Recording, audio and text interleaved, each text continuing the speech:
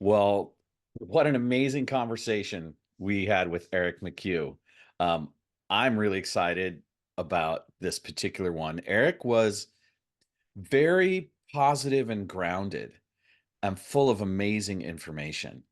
Um, I think he's created one of the most user-friendly entries into Web 3.0 and the whole blockchain as a commerce platform.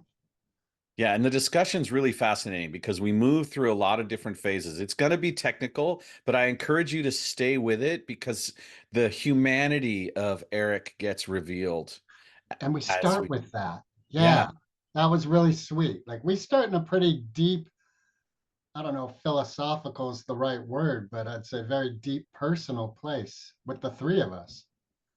yeah, it's one of the better interviews from this season. I'm super stoked, and be sure to press subscribe, like the video, share it. Also, don't forget to go to our website, Moped Outlaws. We've got merch for sale, mopedoutlaws.com. We've got merch for sale. And, you know, the elite are having a hard time approving our ad, but we're really looking forward to our sponsorship with them, and we know that you'll enjoy it once it finally comes out. So for now, relax and enjoy this amazing conversation with Eric McHugh. Sis, hallo? Bestuur zeker wegen them. Joji iets niet, joh. Sitaki ubenza, anikazirikie. Two outlaws on the lam, taking the back roads through America. You can't drink enough coffee for this show. And now it's time for Monday Madness with the Moped Outlaws, Greg and Mark. Oh my goodness, here we are, another episode of the Moped Outlaws. I'm Mark. This is my friend and cohort and partner in silliness, Greg, and we're really stoked to have Eric McHugh here today. Is that the proper pronunciation of your name, McHugh? Yes, sir. You crushed it. And he's nobody from nothing from nowhere, just as you can see from his. I forgot about that. Well, it works. What is Actually, that referencing? What's that, Greg? What is that referencing? Nobody, nothing, nowhere. Oh, it's just my life got a lot better when I realized I had nothing to do, nobody to impress, and I'm pretty much just nothing, just kind of existing. And then, That's such a powerful philosophical point of view. I I have a question though. If all those things are true, who am I talking to? Who knows? It's funny though, because like, just think of yourself as just talking to like a plant, and I find it funny because like you're gonna have an opinion of me, Greg's gonna have an opinion of me, all the different listeners are gonna have an opinion of me, and everyone's opinion is gonna be different. So who knows what the real one is anymore? It's I true. love And you that. know what I find brilliant is like you have an opinion of me, and there's a reality in which that opinion's real. Like you may think, fucking Greg, he's a fucking asshole, that jerk. And that's the reality. If someone asked you, what do you think of Greg? You'd be like, he's a fucking idiot. And Yeah. First off, I think just jumping into this, I can tell I kind of like you guys. You guys seem chill. But on the reality theory, I believe that there's an infinite number of realities existing on this present moment, and whichever one you focus your attention on, that's the reality that shows. So the fact that I think Greg is a cool guy, that's the reality we're experiencing right now. But if I did think Greg is a fucking asshole, that would generally create that reality. So like that Schrodinger's cat type thing where it's like, oh, which, yeah. What we think right. about, we bring about. Yeah, like everything starts with a thought, and your thoughts are the most power. I think your thoughts are extremely powerful. It's like, and they're in the background too. So if your thoughts are generally positive, you're gonna have a generally positive life, a generally positive life experiences. But if your thoughts are generally negative, which a lot of people are trained to be with like social media and just comparing and all that shit, you're gonna have a negative outlook on life. And with more negative thoughts, that creates more negative outcomes, which creates more negative thoughts, which creates more negative outcomes, and it creates like a spiral downward. But the plus side is we can create that spiral upward. okay, so Which we're doing right now. Which is why I love going on podcasts. What happens with reality when two opposing thoughts are in the same space together? What do you mean by that? So are you talking like me versus you or type of thing? Or? All right, so let's say we have this group of three, right? And you think I'm fucking awesome. I Yes, I think do. I'm a fucking idiot. Mark thinks we're both idiots. Like Yeah, we're Mark's like fuck these guys. so what is the reality? Keeping it simple with just two people. One, let's do this. Let's take it to like a love relationship. One person is like, this relationship is awesome. We belong together. The other person's like, no, this is not. This is nothing. Well then, from two perspectives. So from the spiritual standpoint, let's say it's two opposing realities. I like to think of everything in energy terms, in terms of energy and by energy, frequency, and vibration. So there's a frequency scale. So like it goes 0 to 1,000. Each emotional state has a different frequency. So like sad, you're something, you're vibrating at this frequency, happy, angry, shame, loving, all those. And whoever has a higher frequency generally will override the other person. But in that example, to be pragmatic, if one person's like, I love this person, this is everything, and the other person's like, this is nothing, you just kind of have to dip at that point. or you won't, and you'll learn your lesson. And if you don't learn your lesson, that will just repeat itself. And then it's going to keep on repeating yourself until you do learn your lesson. Well, I want to chime in here because I have some thoughts. With infinite timeline theory and multiplicity being a result of each person's focus, i.e., their thinking and their intentions, right? So we have multi-dimensional, multiplanar, infinite possibilities.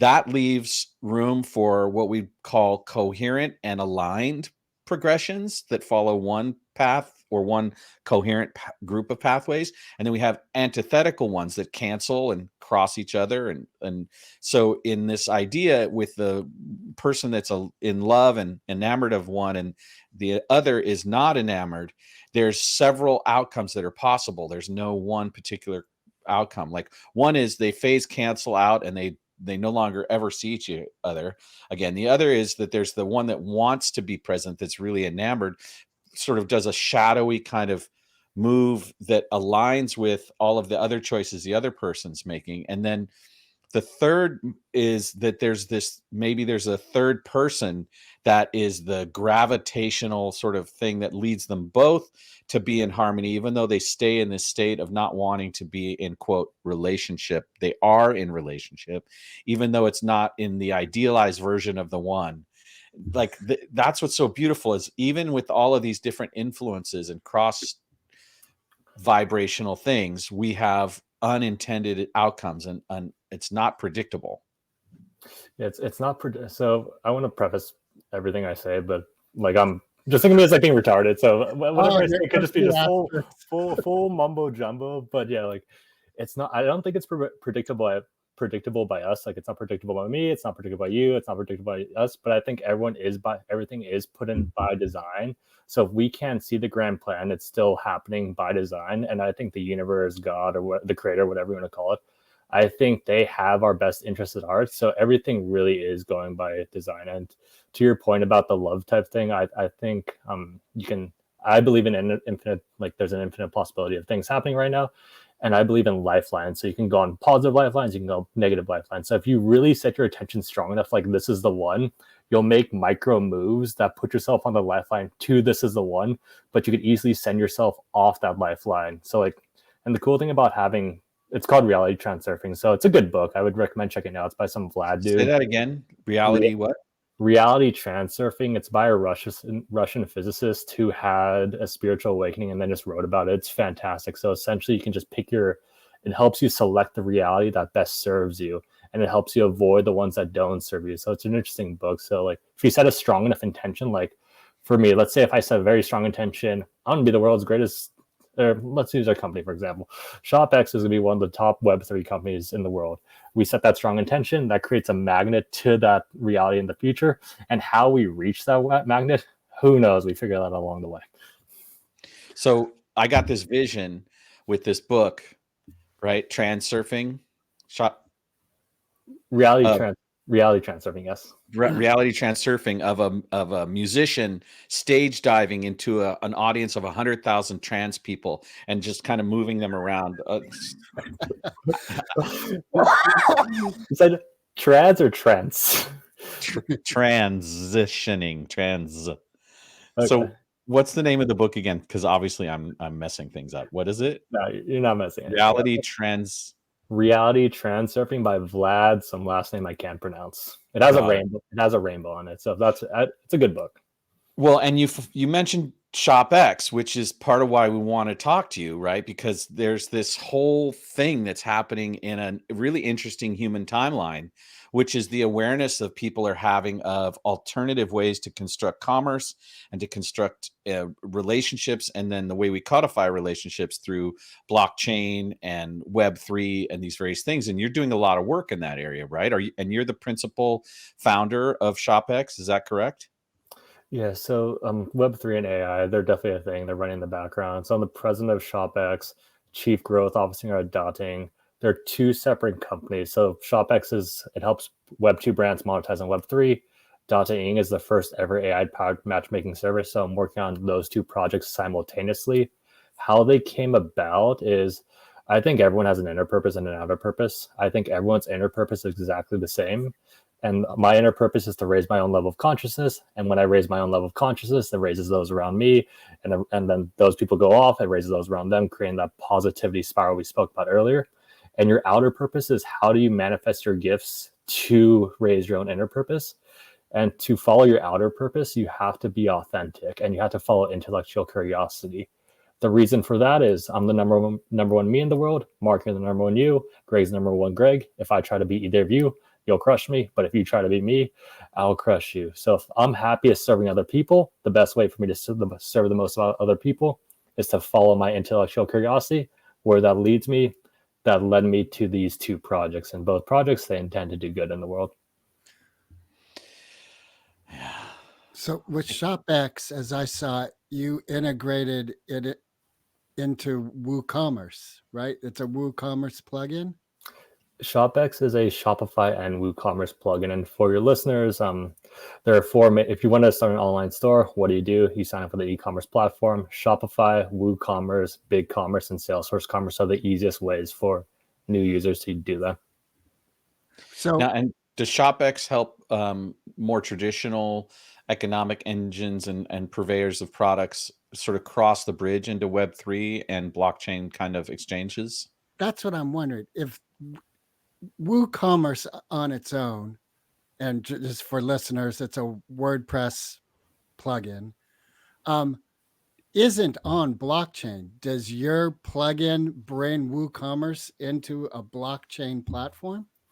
We let WooCommerce stores enter the blockchain space in a very simple, easy way.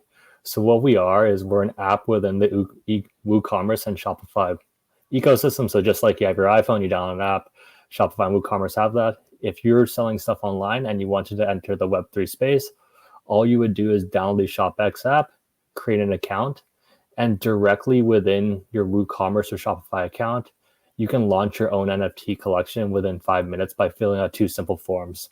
So instead of like hiring a Web3 developer, hiring a designer, hiring all that jazz, which is honestly expensive and annoying, you just fill out a form. One says, what do you want the name of your NFT to be? What do you want its price to be? Description, how many NFTs available? Click next, fill out the form for a landing page. You click create. Congratulations. As a e-commerce store, you've now launched a NFT collection.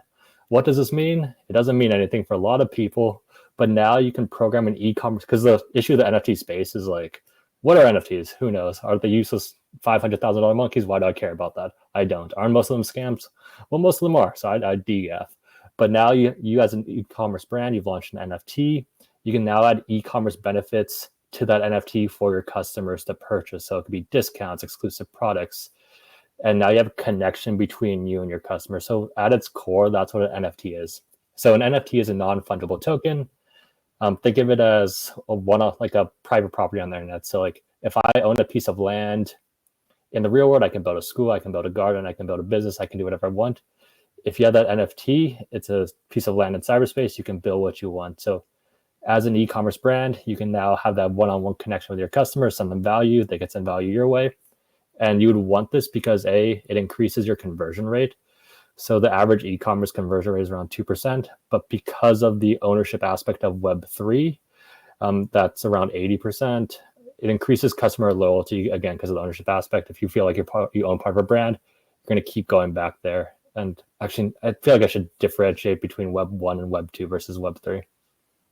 Well, I think a lot of people can look that up. I looked that up, but I'm actually going to ask a really specific question. Does ShopX bridge the gap between USD and then other cryptocurrencies? Can someone just go ahead and put their USD out if they want to, without having to go through the whole thing of building a wallet and managing their, cryptocurrency space? Nope, we avoid payments at all. We're not a payment method. Got it. Okay. So if you have a MetaMask wallet or you have another sort of wallet that you use, you can then use that to enter through the ShopX space to exchange cryptocurrencies for goods and services. So brand would launch the NFT collection. They add their e-commerce benefits. From the customer side, you would hit a URL page if you want to purchase. If you want the e-commerce benefits that come with NFT, you can purchase with cryptocurrency like Ethereum. Or we've also integrated Crossman, so you can buy the credit card as well. So here's what I'm wondering. Could I create like a t-shirt shop online and with your plugin have the ability to offer people crypto exchange to purchase t-shirts? No, so you can create that t-shirt online.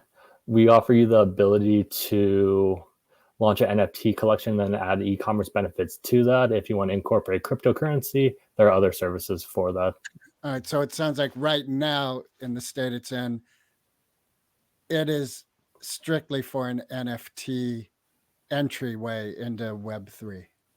Exactly. And we try to keep it as simple as possible for the customers. So like whatever brand, like let's say you have a brand, you launch a t-shirt store, we simply token gate the checkout experience.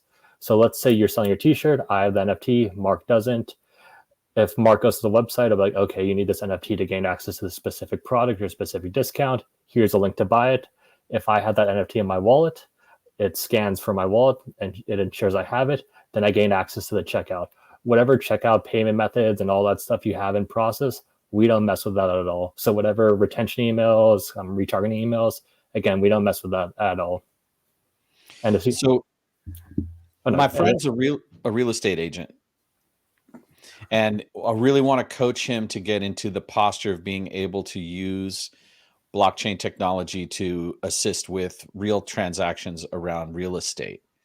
And I'm curious about what you think of that modality, and because blockchain and smart contracts is becoming more and more of an option for the future. And I'd love for him to have that competitive advantage where he could actually learn to process his transactions that way with the various properties that he's the agency for.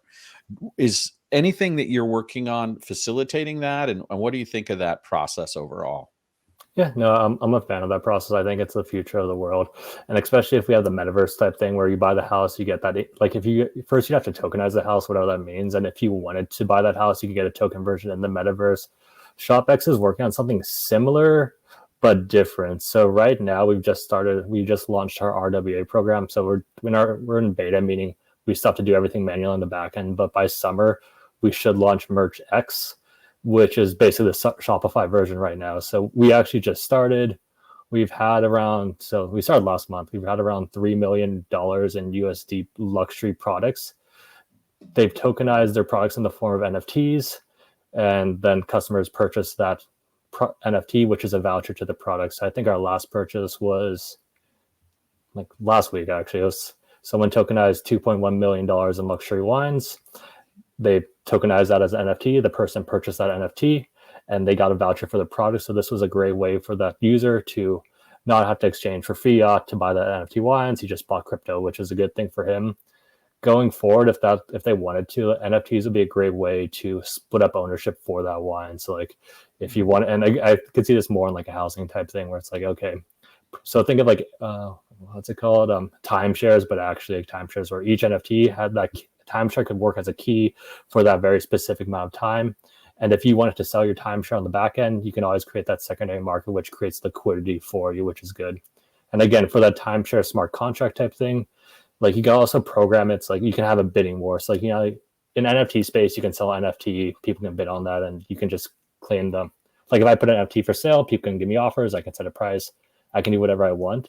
So for the housing market, I think that could be a cool way for people to bid on houses, to split ownership with houses, with Airbnbs and all that stuff.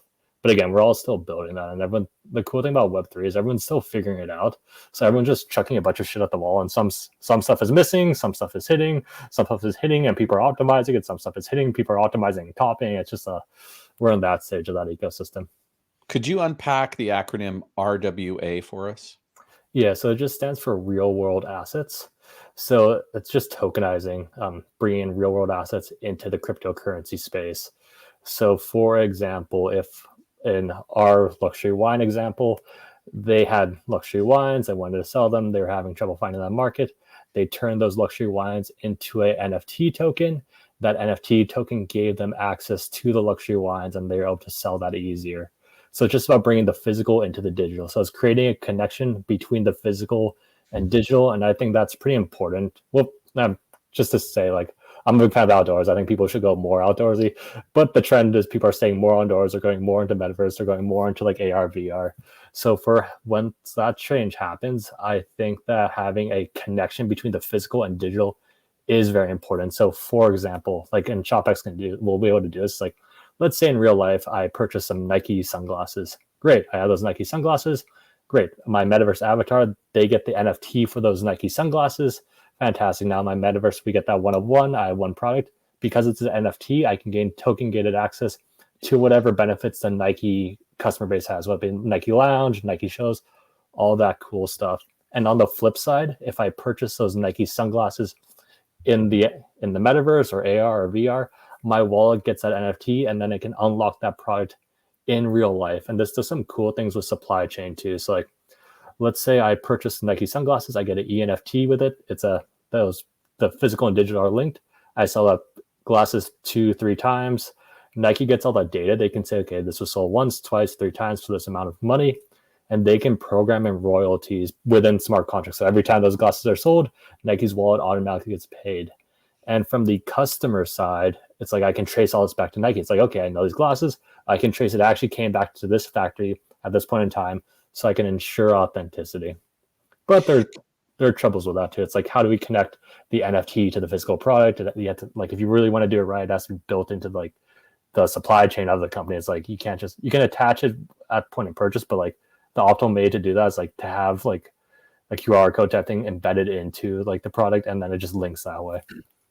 Can you provide some insight into the demographic market usage? Like, who's using these technologies, and in what age groups and what demographic slots are the highest level of usage?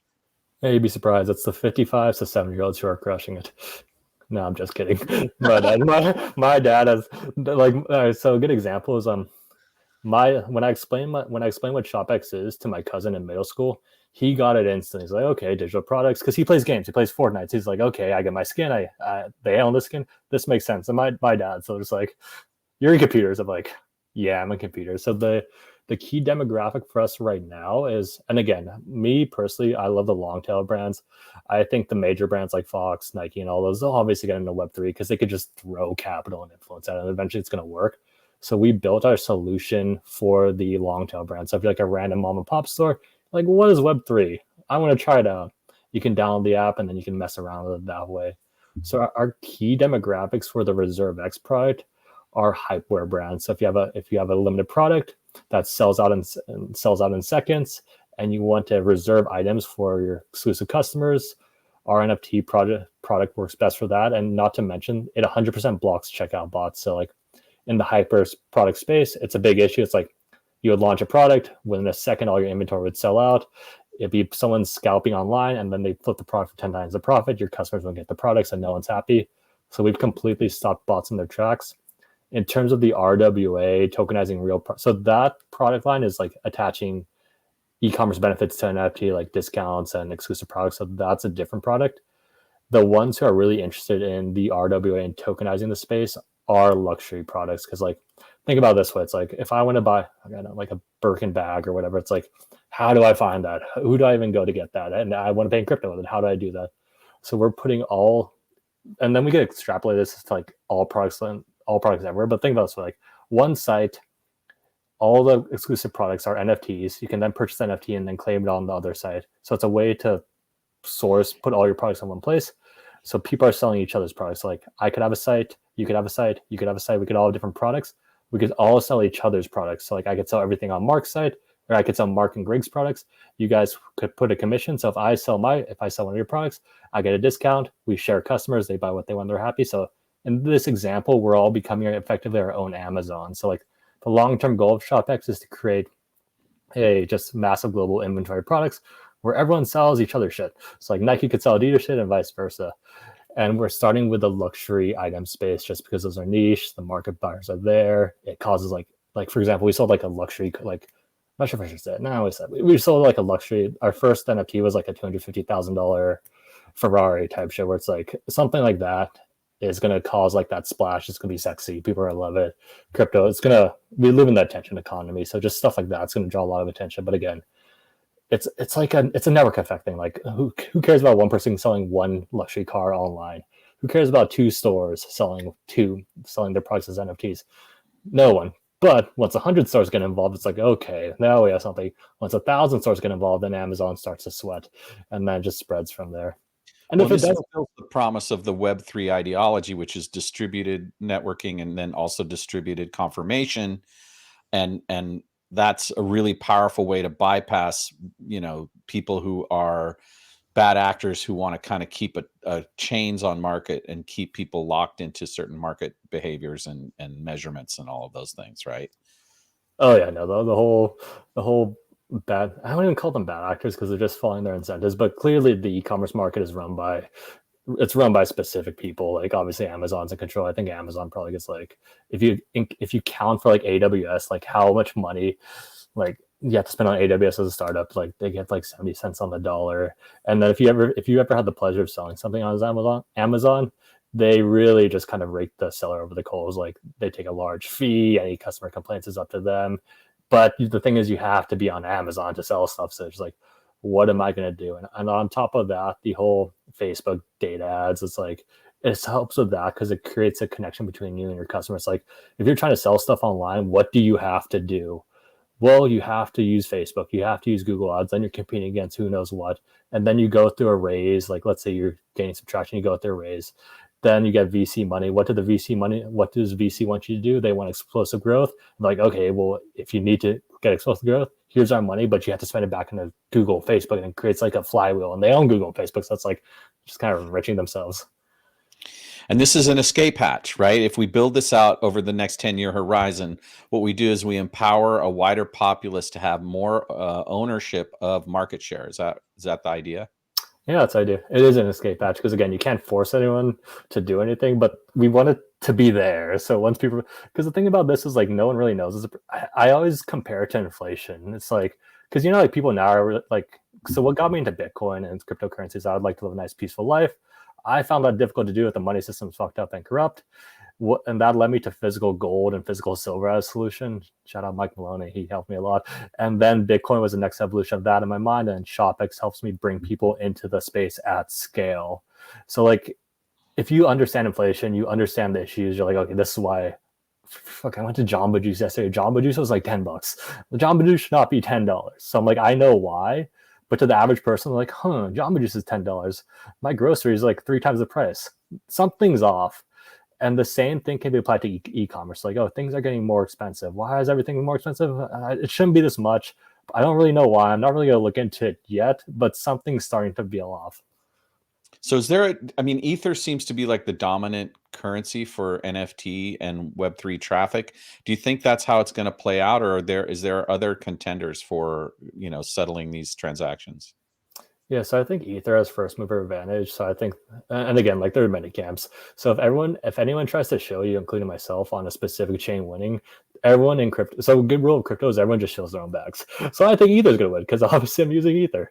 So there's the Bitcoin crowd. So Bitcoin is creating layer 2s, like with block stack and they're thinking everyone can move to Bitcoin. Their theory is, oh, Bitcoin's going to get everything. Ether's like, we've been around for a while. We have the most activity. We have the most users. We have the strongest community. Ether has their layer 2s coming out too, so that gets rid of gas. So Ether thinks they're going to win. And personally, like, I think Ether's fine because, like, for example, the $3 million of ShopX we already tokenized, like, those products are already tokenized on the blockchain, and they don't. And like, are they going to switch to Ether? Are they going to tokenize their products twice? Probably not. But of course, there are other blockchains like Solana, Avalanche, and Binance, and like they have speed. So the way, if I had to guess, I would say Bitcoin is king. Bitcoin is forever king. I think Ether is going to serve its specific purpose in terms of like people building on, people doing NFTs and all that stuff, and it'll be like the world's supercomputer. I'm not sure if Solana, Avalanche, and like those guys survive, but they could not. Like, you never know. But I could see countries having their own blockchains and running enough of that too. It's like an individual, like the US have its US blockchain. Well, not just because US is kind of stupid, but like other countries first, and then US will just lag and finally do it. You know, and that's one way for them to try and reassert the fiat dominance over this emerging market, is if they try to like legislate or contain which coins are usable within these national boundary frameworks. This is all very fascinating, but I want to refocus. Is that okay? Like, 100%. So I'm going to ask a personal question. How has your economic life been enhanced, and what's that done for your relationship opportunities in the relationship sphere? Do you have someone in your life that's your partner, and is that a big part of your life? What does this all do for you personally? Yeah, so in terms of personally, the Bitcoin, it was a red pill. So that got me in like, okay, money's corrupt. That launched me down the entrepreneur cycle. Then that launched me down the spirituality cycle. So everything's worked out perfectly according to plan. Of course, there's some ups and downs. In terms of financially, obviously, there are lots of lessons learned. Some combination of rich ass broke. We have tons of crypto assets, but I can't sell any. I personally lost, or I went too degen. So my lesson was I got greedy, and I was chasing most of the DeFi yields, which are like $1,000, 1,000% APR. So I chased that, and then kind of that whereas most of my stack went. So that was a good lesson I learned. In terms of relationship, I'm really just focused on, because I'm focused on building the two companies. The most important thing to me is the relationship with myself. And I put myself in a category where females or women are chasing me, which is actually a pretty good place to be. But I'm not like, so like, the way I do dating is if someone reaches out, I assume they want to meet up, then I'll plan a fun date, but I'm in no expectations phase. I do plan to have a family though. So, and did this data-ing opportunity that you coming into, was that inspired by this experience you're having? Directly related. So a while back, I was on a crypto podcast tour, because obviously going on a crypto podcast tour, the crypto project is just, it makes perfect sense. So I was on this one called Crypto Economy. It's hosted by a dude named Mark. After the podcast, we kept in touch. Hopefully we keep in touch too, because you guys seem chill. But we kept in touch. We started following each other on Instagram. And then a while back, this random like Cupid AI thing started following me on Twitter. Well, my Twitter is banned now. I'm like, what the fuck is this? And it's like, oh, this is a new AI thing. I'm like, okay, that seems kind of interesting. It's funny. Do you want to hop on a call? We hopped on that call, and we've been building that ever since. So simultaneous. And it goes back to the ethos of just follow your own intellectual curiosity. Once you start walking, the path will reveal itself. And here we are. So what does data-ing do? What's the service it provides, and how do people utilize it? Yeah, so data-ing is the first ever AI-powered matchmaking service. We're in waitlist phase right now. So what it does is we auto-generate dating profiles for users based on their digital footprint, and then create matches based on their digital footprint. So I could get 3 matches: Ashley, Kimberly, Jane. It's like, okay, Jane seems cool. Tell me more about Jane. It's like, okay, she connected her Facebook. Our pattern recognition software says she's the oldest, or she's the youngest, you're the oldest. That works out well. She connected LinkedIn. You both have 4 university degrees in psychology. She connected to Instagram. You both go to national parks. She connected to Spotify. Oh, did you know you both follows one random artist? This artist has a concert coming up. Would you like me to just stay with Jane? At this point, Jane gets a notification. It's like, Eric would like to go to this date. Then from the female side, obviously comfort is very huge. So she can see my digital footprint to make sure I'm not like a serial killer. She can see mutual friends, because obviously it helps with the detective work. We go on that date. Let's say we fall in love, get married. And then from there, it can act as a relationship butler. So like, okay, Eric and Jane, you guys haven't been on a date in 3 months. We suggest this place. The place at your 3rd date has a half off sale of ice cream. Would you like this babysitting service for your kid? It does everything. We go on that date. It's like, oh, Jane's birthday is coming up in 2 weeks. You don't want to miss this. She just added this to her Pinterest board. This could make a good gift. So like, this is the difference between incentives between Tinder and I guess. So first off, most dating apps are owned by Match.com. So like it's a monopoly. Once you get to around 1 million users, Match tries to swoop you in. And on conspiracy theory side, I think it's all funnel. So I think they start you, and I've been downloading the apps and researching. So I've noticed you start off like Tinder, you start off with like the main ones, you're set up to fail. Then they just send you down to the worst ones, like the more unique ones. Like I think they use my profile, like I list as like Asian and white. They put me in an Asian or specific white dating app. And then on this flip side, I get ads for new dating apps for specifically the type of people I'm looking for. It's like Yuzu. And since they're using our data for those, because I'm sure we agree to that, obviously I fail from that, then it sends me down more and more. And I think the end of the funnel is like the call girls, because that's where they make their money. But that's just conspiracy theory at that point. But and so dataing is the medicine for that, right? You're trying to provide another trap door out for people of that funnel. I like the way you're wording this. But yeah, no, like, and I think the incentives, because I think incentives are extremely important. If you know someone's incentives, you know what their intention is. So if you think about it logically, let's use Tinder as an example. What happens when Tinder matches a happy couple? Hopefully that happy couple then leaves the app. This results in Tinder losing a paying customer. Tinder works with Goldman Sachs. Goldman Sachs does not like losing money. They will sell out their own mothers for, sorry if either of you work at Goldman Sachs, but Goldman Sachs would sell out their own mother for like $5. So this creates an incentive structure of churn marketing. So they want people download the app, delete the app, download the app, delete the app, download the app, delete the app. So if you know people on the apps who've done that, it's all baked in the incentive structure. Where data-ing is, our goal is to get people, we put our users in the position to succeed. So like, again, we sit at the back end, like me and Jane, we have all that stuff in common, hopefully it works out, but we still have to go on that date and speak and do that. So like our incentive structure is we're building it out. So like you can plan the date, we'll suggest a date, you can plan the date, you can pay for the date, all within the app. And then that's where we get our commission. So if you like the dates you're planning, if you like how easy it is, you continue to use our app to set more dates, then we get paid. So that's our incentive structure. And the cool thing about our app is AI is really just AI is a bunch of things, but it's at its core, it's pattern recognition at scale. So the longer you're going to be on dating, the better it learns about you. The more people are on dating, the better it learns about us as a collective, the better it gets at matchmaking. So like the longer I'm on the app, the more likely I'm going to get good match versus Tinder or whatever. The longer you're on the app, the more likely you're going to be to stay on the app. So is that app a membership platform? Because I'm thinking of the long tail aspect. You said that it becomes an ally in the relationship when they're married, have kids. The app becomes an ally in saying, hey, a birthday's coming up. Here's a potential gift. Where's your commission come from that long tail aspect? So we're still building that out. So right now it's only going to be, so our goal is obviously to gain users first and then monetize later. And we think that the commission aspect is good enough for now. It's like, if we just get massive amounts of dates, that's fantastic. And then we would get paid off of that. In terms of here's the gift, here's that suggestion. At that point, it's just attention, and people love attention. So if we can keep people on our platform, they're using that'll in turn, if you're using our app to suggest gifts, you're likely to use our app to schedule dates. So then we get paid that way. And again, long term, like it could also be used as a community building app too. Because I think, so the core behind dating is, I think human relationships in general are extremely important for human happiness. I think social media and dating apps have kind of wrecked that for a lot of people. So other than like the top 5% of dudes who are running wild on the apps, everyone else kind of loses. So dotting tries to bring that back, but you can also use it to build community. So I can be like, okay, find me 5 dudes in my local area who are into meditation, into Muay Thai, who would like to try this taco place. And then I can build like a men's group or something like that. But that's down the line. Obviously, we're building like an AR version too. So if someone wants to meet an AR, they can.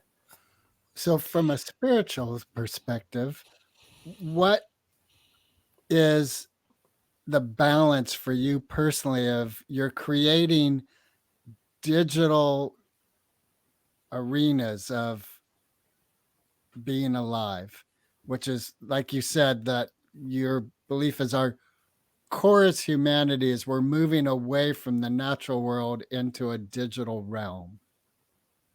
Yeah, so my theory on that is, so I think, so Web 1, Web 2, Web 3, Web 4, Web 5. Web 1, read only. Web 2, you can read and write. So like Instagram, you can write content, you can read it, but Instagram owns the content. That's where we're at now, so they can cancel us.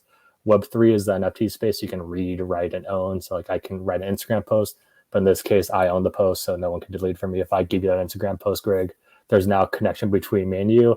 I could send value your way. If you decide to, if you piss me off, like we mentioned earlier, I can't take it away from you. It's your post. Government can't take it away from you.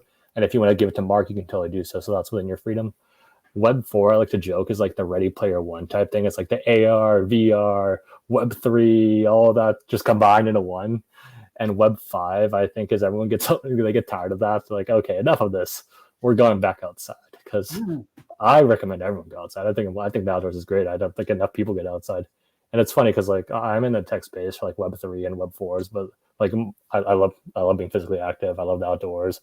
I go on grounding walks every day. In terms of dotting, I personally, yes, I will use my app to make sure it works, but I've had the best luck just doing the go to fashion code approach. If I see someone I like, I tell them I think they're cute, and if they're interested, they'll reciprocate the conversation. And if they're not interested, you should have the social skills to know that they're not interested.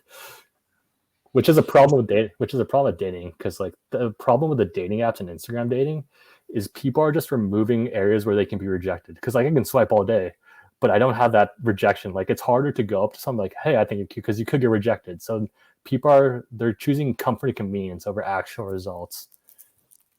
There's a synergy between Data-ing and ShopX, which is that as Data-ing evolves more and more, and the AI begins to understand the patterning and can make recommendations, you could leverage those recommendations through the ShopX portals. Yeah, no, I think there's synergy between everything. I think everything is interconnected. So 100% AI and Data-ing are synergistic. I think the word I like to use is whole. It's a whole on. So it's like a whole on is a part. Like think of like a whole on is like we're all working together. Like we're in. Like I'm Greg. You can be the brain. I'm the stomach. Mark, you're the liver. So we're all individual, but we're all part of a bigger ecosystem. So like we all need to work for the ecosystem to work. So that's how I view ShopX and Dotting. And just from an attention standpoint, it's been super helpful. Like Dotting is getting some pretty big like heavy hitters behind it. And then they're like, what the fuck is this ShopX thing? And same with ShopX. It's like these like Web3 crypto degens. It's like, oh, crypto degens, you guys are terrible women. You should try this. You know, it's just occurring. I keep thinking of the film WALL-E. Did you ever see that? Yeah, that was a cute film. Loki said. All right, so it seems like, in essence, that was kind of showing a Web 4 scenario where people have just completely pulled into a digital realm. Yes. And part of that was devaluing the natural world to the point where it was garbage. Yeah, that's something I never want to see, because again, I love nature. But for technology, I think it's important to understand that technology is inherently neutral. So like for me, like a gun is neutral. I could use the gun to save a baby, or I could use a gun to shoot someone. It's on me that adds the value or the morality behind the technology. And the same applies for both Web3 and blockchain. So yes, Web3 and blockchain could be used to empower the WALL-E future, where everyone's just kind of fat, on their ships getting drinks brought to them. But it could also be a tool to leverage people out of poverty into a state of abundance. And if we go back to the theory of everyone's happiest serving other people, how do they best serve other people? They have to follow their intellectual gifts. And Web3 and AI help do that. So like, for example, let's say I'm a kid in India. 50 years ago, like I'm in the slums. I'm Filipino, in case someone called me racist or something down the line. So I'm Filipino, so I could speak on this. I'm in the Filipino slums 50 years ago. That's my life. It just is what it is. But now with Web3 and blockchain, let's say I have an idea, I have a calling, my calling is e-commerce. I can use AI to leverage that. So I can be like, okay, AI, write me a website, write me a logo, write me copy, help me code.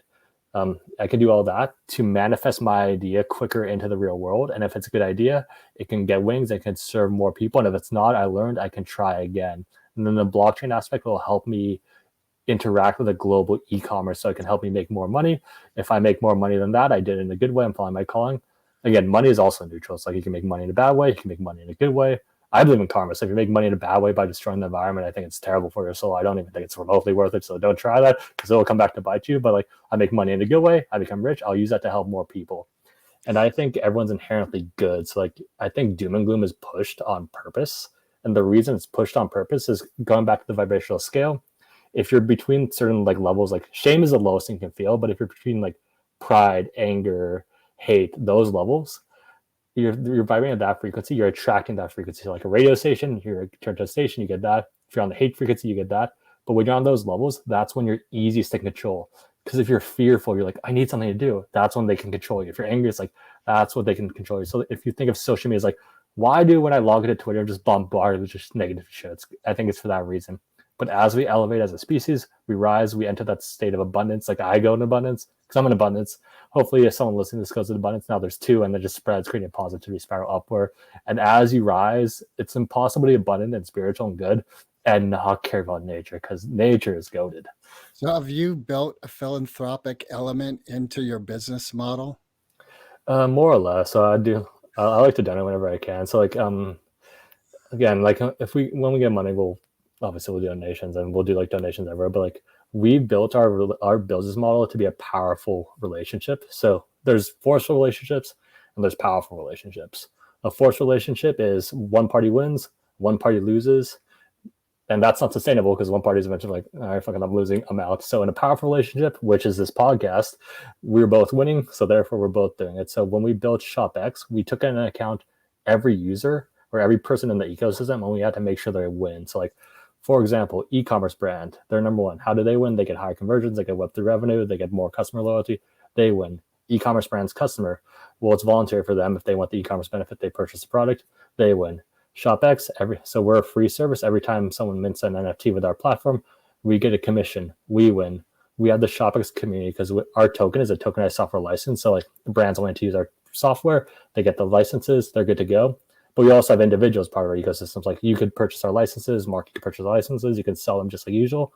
So every time we make revenue, like so we make 5% on the NFT sale, we keep half of that. The rest we share with our community. So every time we make an NFT sale, they win as well because they're getting paid in Ethereum, so they're happy. And when they're getting paid in Ethereum, they're posting online, they're going on Twitter pages, like company pages, like you should use ShopX for this specific reason.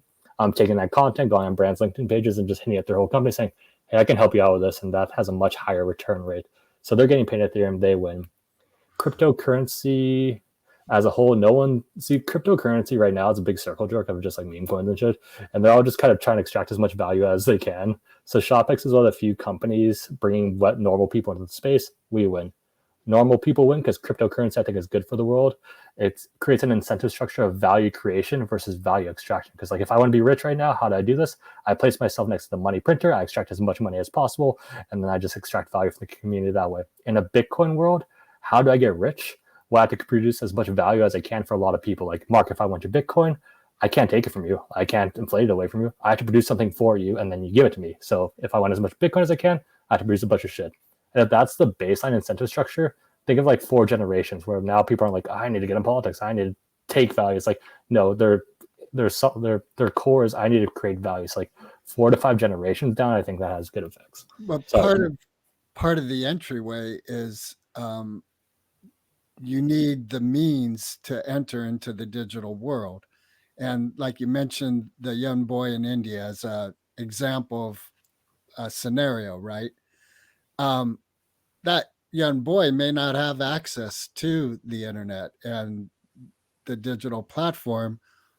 What's preventing you as the president and your company now to have it in the mission statement of the business that it could even be a future thing where when our revenue is X, then a percentage is going into that to that young boy, kind of like the Mr. Beast scenario, where he's generating millions of dollars and it's all going back into the company in philanthropic elements.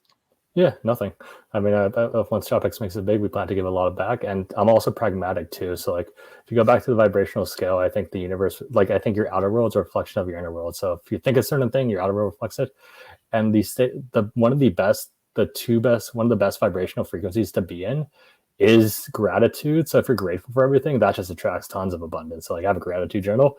And the second thing is you have to be given too. So like if you want to make a bunch of money, the best thing you could do pragmatically and just like a new perspective is to give away a bunch of money. Because if you're giving away a bunch of money, that signals to the universe, oh, I'm being generous. Like it signals abundance, and the universe rewards abundance with further abundance, and you give more. So yeah, no, that's So definitely does that conversation work when you're talking to potential investors of your company? Yeah, I mean, so we had a different. I mean, everyone loves it. I mean, it sounds cool and it is cool, because most of our companies, so like we're bootstrapped in the sense we have our tokenized software licenses, and people purchase those tokenized software licenses. So we're not VC backed. So I'm sure VCs may have a different tone, which is a whole fucking thing in the crypto space. Like an issue I have with the crypto space, not financial advice, but VCs. Like I'm like from a personal standpoint, I'm wary of like a company that's backed by a VC. Why am I worried about this? Because there's often and I have experience like in the normal Web2, like SaaS world dealing with VCs and those incentive structures. But like, let's say hypothetically a company is fully backed by like Sequoia or something. Not that Sequoia is bad people, but a lot of times it's like, okay, as a company, do I serve the VC investors or do I serve the community or the users? And a lot of times the VC is like, nah, you're going to serve us because we paid the money. Right. And then that creates a whole dump page. And that's so I'm going to jump in here because we have some limited time, and I have two more questions I want to ask. The first is, do you think that there's a place for Web3 based verifiable blockchain style systems to become a better form of recording the democratic process? Is it a upgrade in your view to utilize the blockchain in order to create more consistency and transparency in the voting process in the world? I mean, upgrading, because right now it's terrible. Like it's not even terrible; it's worse than terrible. It's on purpose. It's on purpose corrupt. So like. Paper votes are far superior than we have now. So like, yes, it is better. So you can do that with like a Sol wallet. So like you can attach so there's obviously pros and cons to everything. Like for a Sol wallet, you can attach a wallet to each individual user, and you can record votes, and each person could record the vote once. But if you can ensure who's voted for, like, and you can do this anonymously, but if you can ensure people are voted for, like, if you can ensure like I voted for candidate A, candidate B, then that's the downside is like, okay, someone can like, okay, that's a easy way for someone to bribe votes, like to pay for votes. But right now, like what a Dominion, like those are designed on purpose not to work. So like anything's improvement. So yeah, so blockchain does represent an evolution in the democratic process, in your view. Yeah, but they're going to fight as much as they can because the people in power, it's that uniparty, they have control of all the money. So right now they can print unlimited money. They can monitor all of our transactions. We can't see shit what's going on with them. But in a blockchain world, it becomes unilateral. So like, like I just saw something the other day. They spent $7 billion and produced like 7 electronic charging stations. That's called bribes. So like in a blockchain world, if that were on the blockchain, we could see up to them like, hey, that money went there. Shouldn't go there. Don't do that, right, please. But all right, so we got to get this plane in for a landing. Continuing the metaphor, we want to ask you the most important question of the conversation for us, and we ask all of our guests this question, and it's totally important to us that you come from the heart with your answer. So wait, before we do, because this is our last question. Well, just remember, the time is ticking. I understand. All right, Eric, how do people find your two products, the dating app and the ShopX? Website shopx.co, shopx.co, dotting dating.io. If you're meant to find us, you will. If not, whatever. All right, here we go. So ask the question, Greg. All right, Eric. Eminem or Foo Fighters? Growing up, I liked Eminem better, but he's gone too political and just like blah. So I got to go Foo Fighters. All right. Why Foo Fighters at this point? Best of You. Wow. Like I listen to Eminem more, but I've seen him taking more on the stance that I don't agree in. So I think he's kind of more bought and paid for, and he left past his prime, where Foo Fighters just kind of did the thing and left. How is Eminem bought and paid for? Like, where do you see? I just heard rumblings. Like, I'm not sure if he's for freedom. So I get the vibes I get of him aren't that great anymore. Like before old school Eminem, like Marshall Mathers there, like that was great. And honestly, I listen to way more Eminem than Foo Fighters. But I think Foo Fighters are right. They did their thing and they bounced. I should listen to more Foo Fighters. Because of that question, I'm gonna listen. I'm gonna download the Pandora for Foo Fighters and play. Well, I just want to say how much we appreciated your heart and soul and the answers that you gave today, Eric. We would love to have you back again. There's so much more to talk about. I'm extremely grateful for your time and attention today and for what you're doing to try and level the playing field out there. And we need more people like you doing that. Thank you from me and Greg. Any closing thoughts? No, honestly, I'm really grateful to be here. Thank you both for having me. It was a blast. You both are cool dudes, and happy to do it again at some other point. Recording stopped.